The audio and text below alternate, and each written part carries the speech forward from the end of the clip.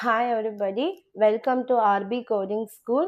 So today video is about how to become a master in Jupyter Notebook.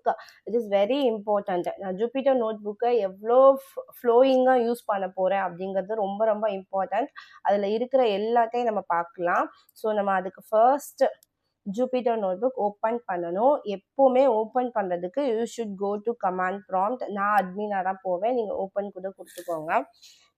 Okay, so after that open பண்ணுறதுக்காக Jupyter space notebook அதுதான் போனீங்கன்னா உங்களுக்கு Jupyter notebook வந்து open ஆகும். Load ஆகிட்டு தான் open ஆகும்.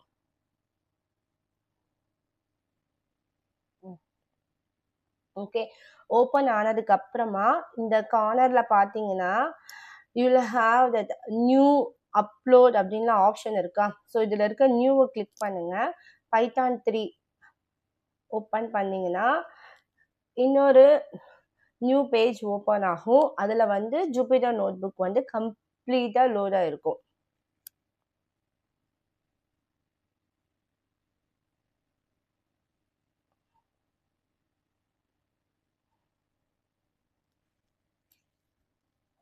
ஓகே, ஸோ இதுதான் வந்துட்டு ஜூபிட்டர் நோட்புக்கோட கம்ப்ளீட் பேஜ். இப்போ இதில் நம்ம என்ன பண்ண போகிறோம் அப்படின்னா, இதில் எப்படி நம்ம ஒர்க் பண்ணலாம் அப்படின்னு தான் பார்க்க போகிறோம். இங்கே ஒரு ப்ளூ கலரில் எனக்கு ஒரு செல் இருக்குல்ல, ஸோ இந்த செல்லு என்னோட கர்சர் பார்த்துக்கோங்க. இந்த ப்ளூ கலரில் இருக்கா, இது வந்து செல்.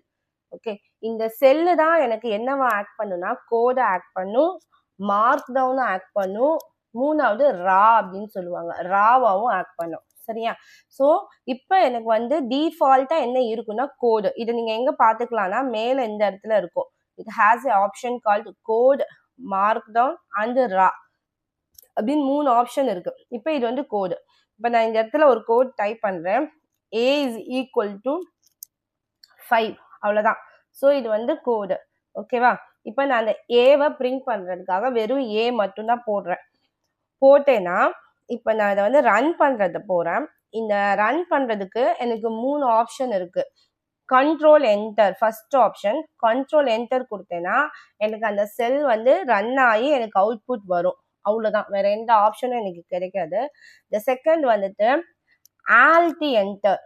ஆல்டி என்டர் பண்ணேன் அப்படின்னா எனக்கு இன்னொரு செல் கிரியேட் ஆகும். இந்த செல் ரன் ஆயிட்டு இன்னொரு புது செல் வந்து எனக்கு கிரியேட் ஆகும். ஓகேவா? அந்த தேர்ட் ஆப்ஷன் வந்துட்டு ஷிஃப்ட் என்டர். இப்போ நான் ஷிஃப்ட் என்டர் கொடுத்தேன்னா இந்த செல் ரன் ஆயிட்டு அடுத்த செல்லுக்கு மூவ் ஆகும், கிரியேட் பண்ணாது புதுசா. புரிஞ்சுதா நான் சொல்றது? இப்போ இங்க வச்சு நான் திருப்பவும் ஆல்ட் என்டர் கொடுத்தேன்னா எனக்கு இன்னொரு நியூ செல் கிரியேட் ஆச்சு. ஆனா ஷிஃப்ட் என்டர் கொடுத்தேன்னா அடுத்த செல்லுக்கு மூவ் ஆகும். ஓகேவா? அடுத்து என்ன செல் இருக்கோ அந்த செல்லுக்கு மூவ் ஆகும். கண்ட்ரோல் என்டர் நான் கொடுத்தேன் அப்படின்னா அந்த செல்லுலே நின்றுக்கும், அடுத்த செல்லுக்கு மூவே ஆகாது. ஸோ இந்த 3 ஆப்ஷன் ஃபர்ஸ்ட் ரன் பண்றதுக்கு தெரிஞ்சுக்கோங்க. அதுக்கப்புறமா எஸ்கேப். இப்போ நம்ம இருக்கிற மோடுக்கு பேர் வந்து எடிட் மோடு. நான் எடிட் பண்ணிட்டு இருக்கேன், ஏன்னா நான் டைப் பண்ணிட்டு இருக்கேன்ல. ஸோ நான் டைப் பண்ணிட்டு இருக்கேன் அப்படின்னா இதுக்கு பேர் வந்துட்டு எடிட் மோடு. இந்த எடிட் மோடுல இருந்து இப்போ இங்க வந்து எடிட்டிங், அங்க கர்சர் பிளிங்க் ஆகிக்கிட்டே இருக்கு, நான் டைப் பண்ண ரெடியா இருக்கேன் அப்படின்னா. ஓகேவா? இப்போ இந்த எடிட் மோடுல இருந்து நான் ஃபர்ஸ்ட் வெளியே வரணும். வெளியே வந்தாதான் எனக்கு என்ன ஒர்க் ஆகும்னா ஷார்ட்கட்ஸ் எல்லாமே வந்துட்டு ஒர்க் ஆகும். புரியுதா? ஸோ இப்போ நான் வந்து வெளியே வர்றதுக்கு I have to press escape. இப்போ எஸ்கேப் அமுக்கிட்டேன் அப்படின்னா எனக்கு அந்த கர்சர் இங்கன்னா பிளிங்கே ஆகலை. புரியுதா? ஸோ கர்சர் பிளிங்க் ஆகலை அப்படின்னா இது எடிட் மோடில் இல்லைன்னு அர்த்தம். அப்போ நான் என்ன பண்ணலாம்னா என்னோட எல்லா ஷார்ட்கட்ஸும் இங்கே ஒர்க் பண்ணலாம். இப்போ இது கோட் மோடில் இருந்துச்சா, இதை நான் மார்க் டவுனாக மாற்றுறதுக்கு எம் கொடுத்தேன்னா தெரியுதா, மார்க் டவுனா இங்க மாறிடும். மேல பாத்தீங்கன்னா தெரியும், இட் வில் கன்வெர்ட், கோடு வந்து மார்க் டவுனா மாறிடும்.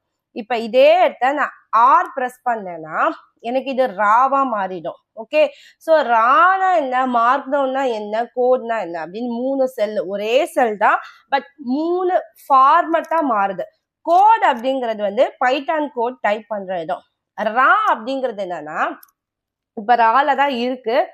ஸோ அதனால நான் அதை ஃபர்ஸ்ட் சொல்லிடுறேன். ஓகே, ஸோ ரா அப்படின்னா என்னன்னா you have to type anything. என் ப்ரோக்ராம் பற்றி நான் ஏதோ ஒன்று டைப் பண்ணுறேன். ஃபார் எக்ஸாம்பிள் அடிஷன் ப்ரோக்ராம் அப்படின்னு நான் டைப் பண்றேன் அப்படின்னா இந்த இதான் நீங்க ஷிஃப்ட் என்டர் கொடுத்தாலும் அப்படியே தான் வரும். இல்ல என்ன சொல்றது, கண்ட்ரோல் என்டர் கொடுத்தாலும் அப்படியே, சாரி, கண்ட்ரோல் என்டர் கொடுத்தாலும் அப்படியே தான் வரும். அதுக்கப்புறம் ஆல்ட் என்டர் கொடுத்தாலும் அப்படியே தான் வரும்.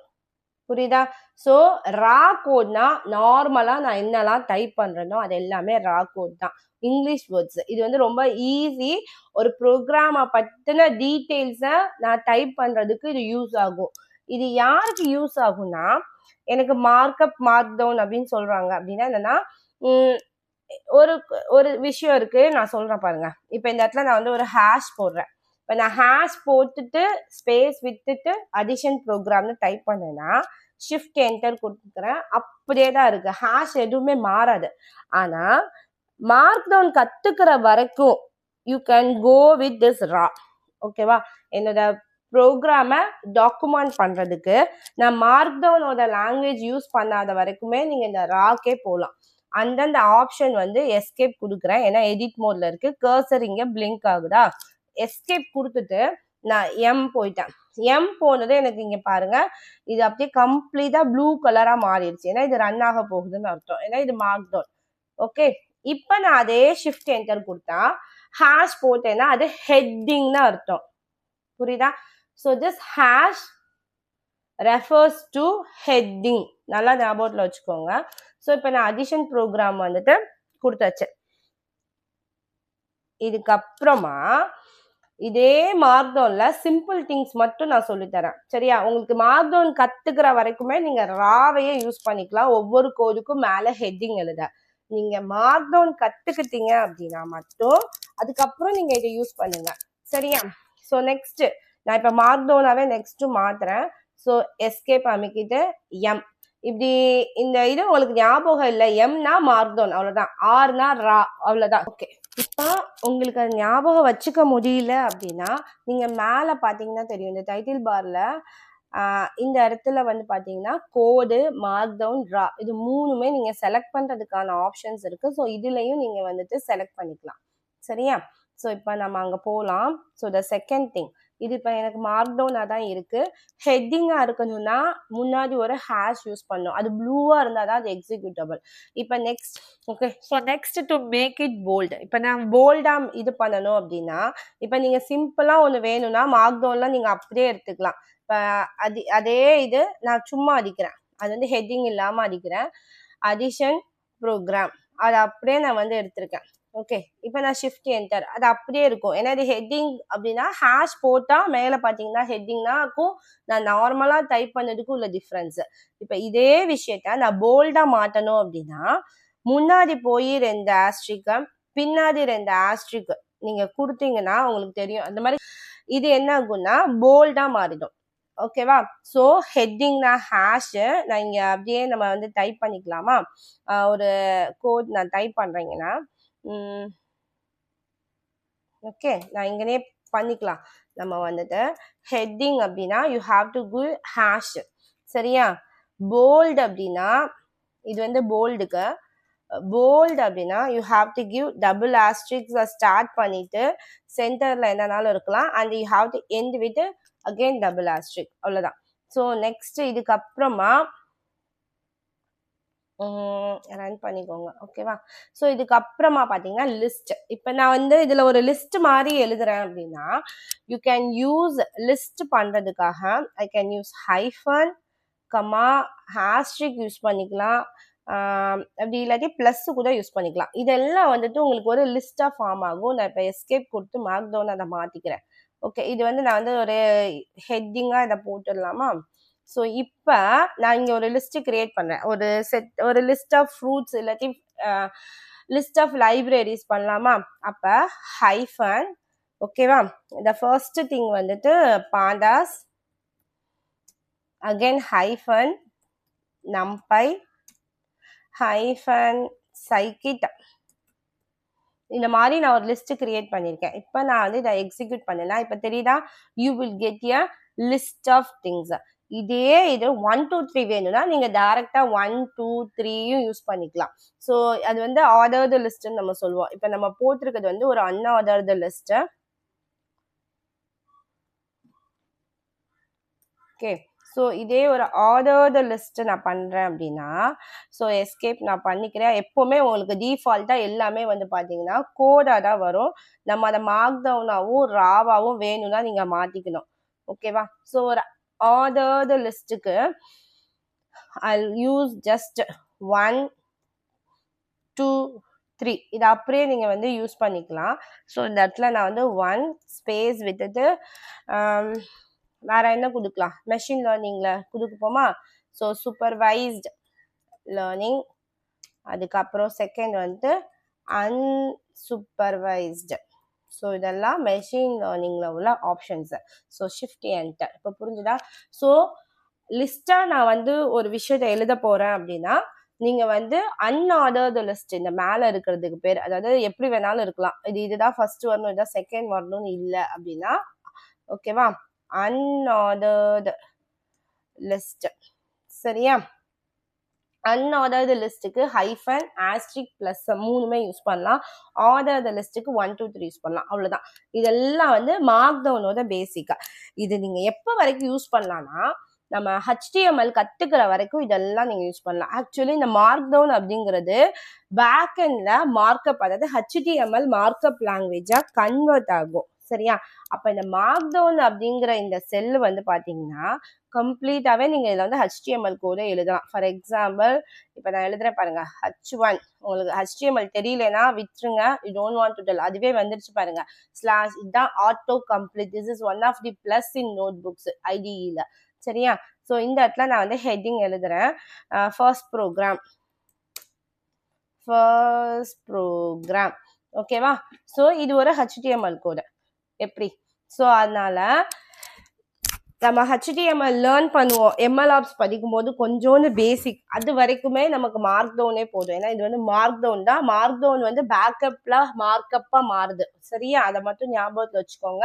இதுல தேவையானது ஹெட்டிங்க்கு வந்து ஹேஷ், போல்டுக்கு டபுள் ஸ்டார், அன்ஆர்டர்டு லிஸ்ட்னா ஹைஃபன் ஆஸ்ட்ரிக் பிளஸ், ஆர்டர்டு லிஸ்ட்டுக்கு 1, 2, 3 அவ்வளவுதான். இப்போ நெக்ஸ்ட், இப்போ நான் வந்து ஒரு சின்னதா நம்ம ஃபர்ஸ்ட் வந்து ஒரு கோட் எழுதிடலாம். Okay, a is equal to 3. இது code. Okay, shift enter. c is equal to a plus b நான் கொடுத்துட்டேன். Shift enter. ஓகே, இப்போ என்ன வருது, b is not defined. அப்ப ஏக்கு அடுத்து எனக்கு ஒரு செல்லுல b தேவைப்படுது.